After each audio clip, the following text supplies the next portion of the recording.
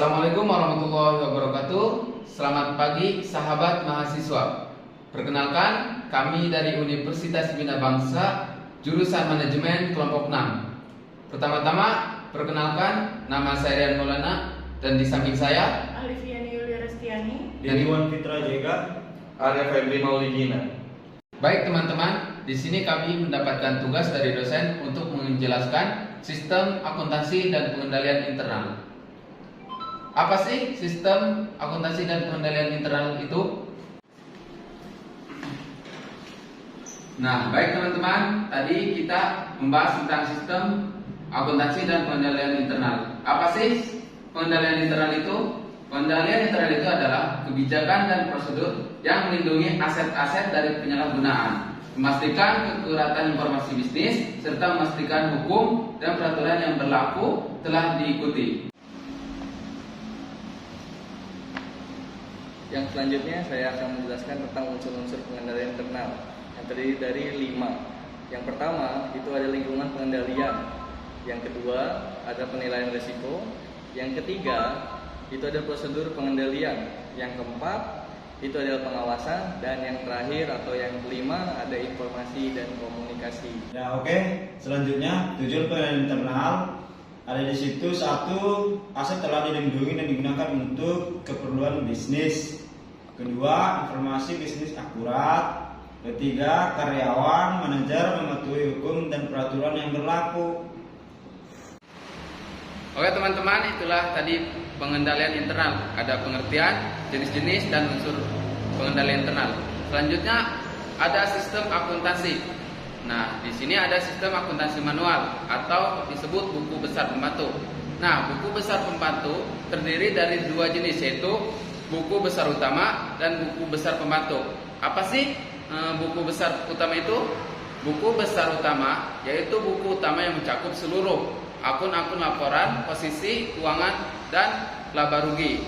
Dan apa buku besar pembantu itu? Buku besar pembantu itu subsidiary ledger, yaitu buku besar khusus yang digunakan untuk mencatat akun-akun tertentu serta perubahannya secara rinci. 2 buku besar pembantu yaitu buku besar pembantu utang dan buku besar pembantu piutang. Nah, itulah buku besar pembantu dan buku besar utama.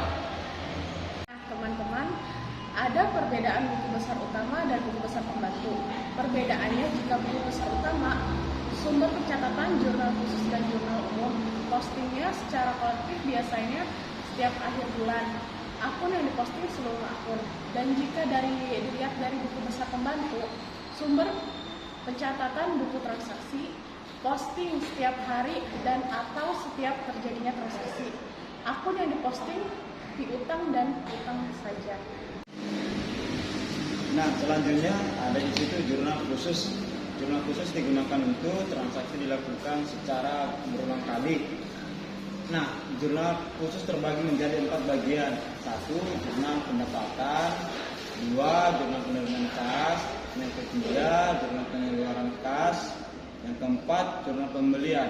Dan di situ juga ada 3 bagian: transaksi, jurnal khusus, 3 buku pembesar pembantu.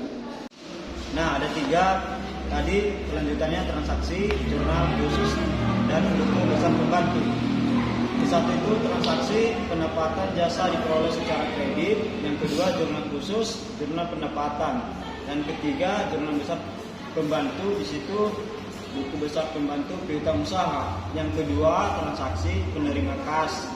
Yang kedua, jurnal khusus, jurnal penerimaan kas. Dan yang ketiga itu buku besar pembantu. Di situ ada buku besar pembantu piutang usaha.